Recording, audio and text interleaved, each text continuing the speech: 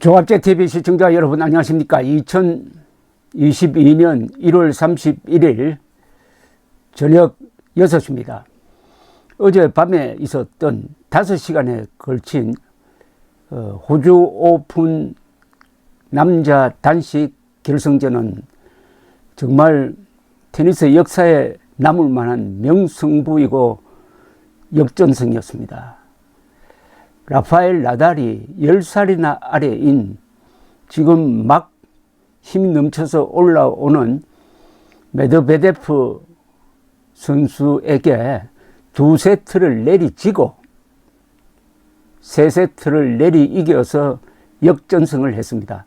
그래서 그랜슬램 21번째 우승이라는 신기록을 수립을 했습니다. 그래서 빅3라고 알려진 조코비치, 페데러, 나달 세 사람 중에서 이제 나달이 21개로서 선두에 섰습니다. 조코비치는 1살 아래, 페데러는 4살 위죠. 아마 나달이 역대 최강의 챔피언이었다 하는 평가를 받을지도 모르겠습니다. 그러나 조코비치 팬이라든지 페데러 팬은 불만이 많을 것이라고 생각합니다. 어제 5시간의 그 혈투를 지켜보면서 이게 인생의 축도판이구나, 또는 정치판이 바로 이렇구나, 정치 중에서도 가장 핵심인 선거 중에서도 가장 핵심인 한국에서 지금 벌어지고 있는 대선판도 이렇게 전개되지 않을까 하는 생각을 갖게 되었습니다. 나달이 2세트를 내리줬을 때는 끝났다고 본 사람이 많았습니다. 나달이 우선 나이가 많지 않습니까? 그리고 최근에는 부상으로 몇 달 동안 출전을 하지 못했습니다. 그런데도 나달은 포기하지 않았습니다. 아슬아슬하게 거의 몰락의 지경으로 몰려서도 절대로 포기하지 않았습니다. 그리고 무엇보다도 인상적이었던 게 나달이 챔피언이 아니라 도전자 같았어요.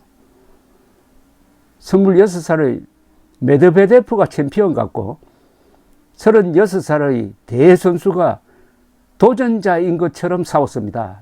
이 모습이 그렇게 감동적이었습니다. 느긋하게 싸우는 게 아니라 악착같이 싸웠습니다. 절박하게 싸웠습니다. 그래서 꺾었습니다.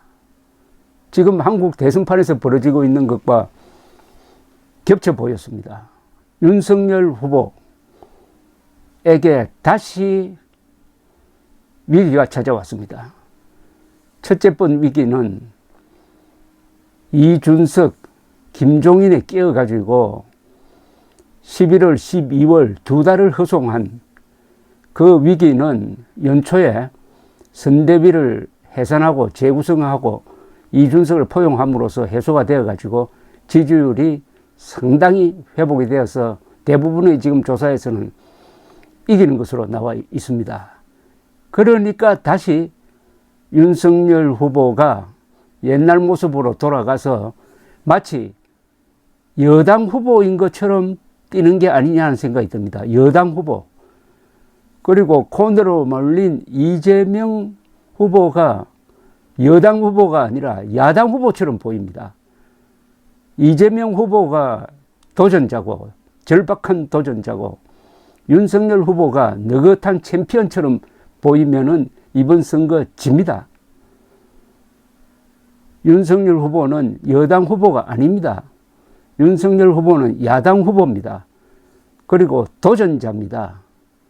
어마어마한 권력을 갖고 있는 문재명 세력과 싸우려면 절박해야 합니다.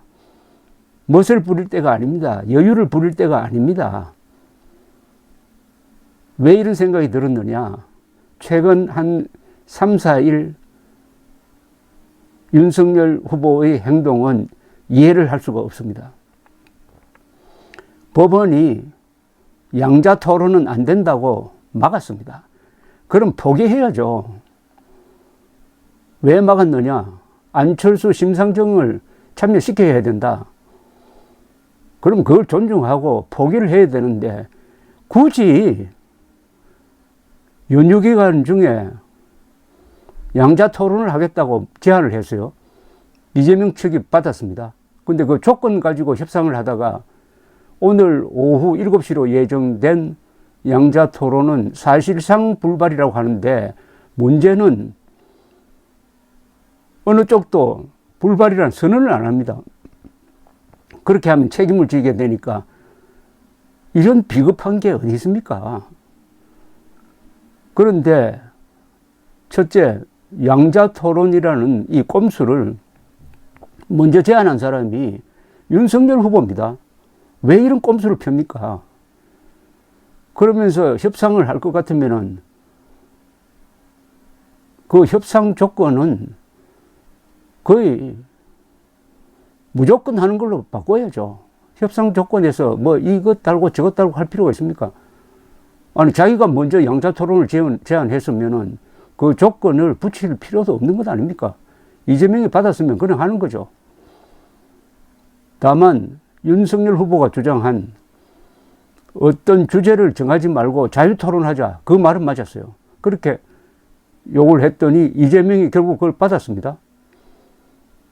그럼 해야 되는 것 아닙니까? 그런데 자료를 갖고 가느냐 마느냐를 가지고 사실상 결렬됐다고 합니다. 아니, 거기서 토론하는 게 무슨 상대성 이론 같은 학술적 토론입니까? 외워서 하면 되는 것 아닙니까? 그 정도는. 근데 자료를 굳이 가지고 들어가야 합니까? 윤석열 후보는 그걸 고집을 하다가 결국 결렬시켰다는 비판을 받게 될지 모릅니다. 이게 바로 도전자의 자세가 아니라 챔피언 여당 후보의 자세다 이겁니다. 여당 후보 같으면 그렇게 할 수도 있어요. 옛날에 그런 적이 있습니다. 여당 후보로 나왔던 김영삼 씨가 토론에 약하니까 토론에 강한 김대중 씨와의 토론을 끝까지 거부했습니다. 그래서 1992년에는 토론 없이 선거가 치러져서 김영삼 후보가 이겼습니다. 그때 김영삼 후보는 막강한 여당 후보였잖아요. 지금 윤석열 후보가 그런 여당의 권력을 갖고 있습니까? 그럼 뭡니까? 뭘 지어야 됩니까? 민심이죠. 민심을 잃으면 안 됩니다. 그런데 이 민심이, 설날 민심이 한 3일 동안 지리하게 전개되는 윤석열, 이재명 측의 협상을 보면서 윤석열에게 박수를 보냈겠습니까?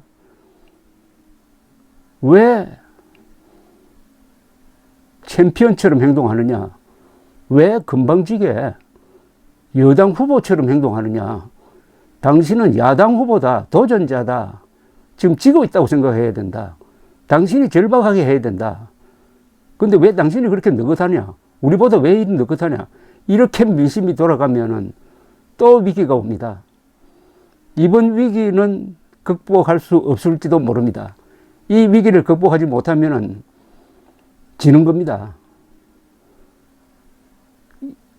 양자 토론에 집중할 게 아니라 단일화 승부수를 던졌어야죠. 단일화에 대해서 냉담하다, 단일화에 대해서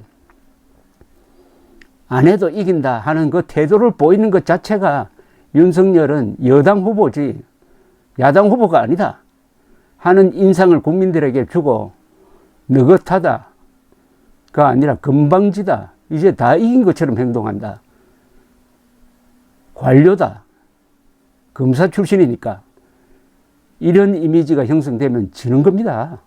더구나 이번 양자 토론 꼼수에서 왜 안철수 후보를 그렇게 화나게 만들었는지 그게 이해가 되지 않습니다. 안철수 후보와는 심정적으로 동지적 관계가 있어야 되는 것 아닙니까?